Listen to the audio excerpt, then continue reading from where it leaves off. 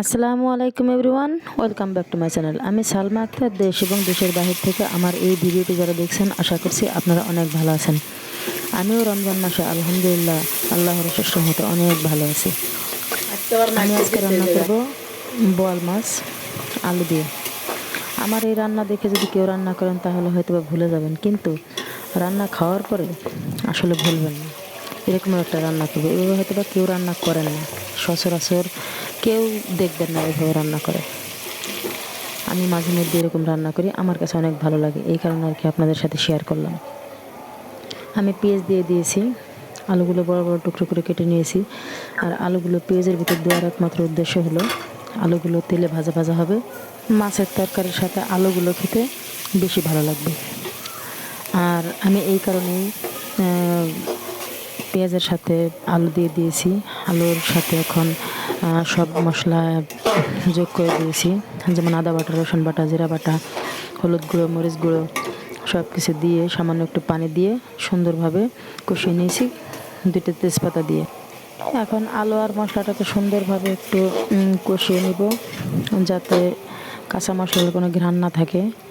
আর আমার একমাত্র উদ্দেশ্য এইভাবে মানে মশলাগুলো কষানো, তার কারণ তাড়াতাড়ি যাতে হয়ে যায়। আলাদা আলাদাভাবে রান্না করতে গেলে মানে মাছটা কষাইয়া উঠিয়ে আবার আলু রান্না করতে গেলে দেখা যায় সময় বেশি লাগে। এই কারণে দিয়েছি, সময়ও বেঁচে গেছে, মজাদারও হবে।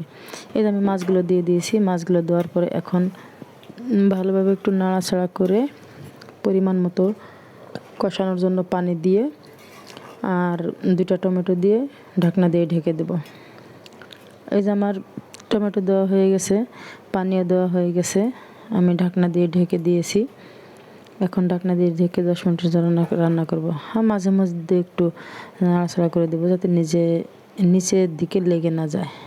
আমার তরকারিতে লবণ কম হয়েছিল, এই কারণে একটু লবণ দিয়ে দিলাম। এই যে আমি গরম পানি দিয়ে দিয়েছি তরকারির ভিতরে, এরকম পরিমাণে পানি দিব যাতে আমার মাছটা কষানো হয়ে যায়। আমার মাছটা কষানোর জন্য আমি পরিমাণ মতো পানি দিয়ে ঢাকনা দিয়ে ঢেকে 10 মিনিটের জন্য রান্না করব। তারপরে মাছটা কষানো হয়ে গেলে তারপরে আবার ঝোলের জন্য পানি দিয়ে আরও 10 মিনিটের জন্য রান্না করব। তাহলে আমার তরকারিটা কমপ্লিট হয়ে যাবে। এই যে দেখেন আমার মাছটা কষানো হয়ে গিয়েছে। আর আমার ভিডিওগুলো আপনাদের কাছে কেমন লাগে জানি না, যদি একটু ভালো লেগে থাকে তাহলে অবশ্যই আমার ইউটিউব চ্যানেলটি সাবস্ক্রাইব করে দিবেন। আর আমার পরিবার থেকে ঘুরে যাবেন, আপনাদের সদস্য করে নেবেন। আর আমার জন্য দোয়া করবেন, আপনারা সবাই ভালো থাকবেন। এই যে আমার তরকারিটা রান্না প্রায় শেষের পথে। আমি এখন একটু স্পেশাল মশলা দিয়ে দিলাম, যেহেতু বোয়াল মাছ ছোট হলো। আর এখানে তো আলু আর টমেটো ছাড়া কিছুই ব্যবহার করিনি, খেতে যাতে বেশ ভালো লাগে, সেই কারণে একবার হলো এইভাবে রান্না করে দেখবেন, আপনাদের কাছে খুবই ভালো লাগবে।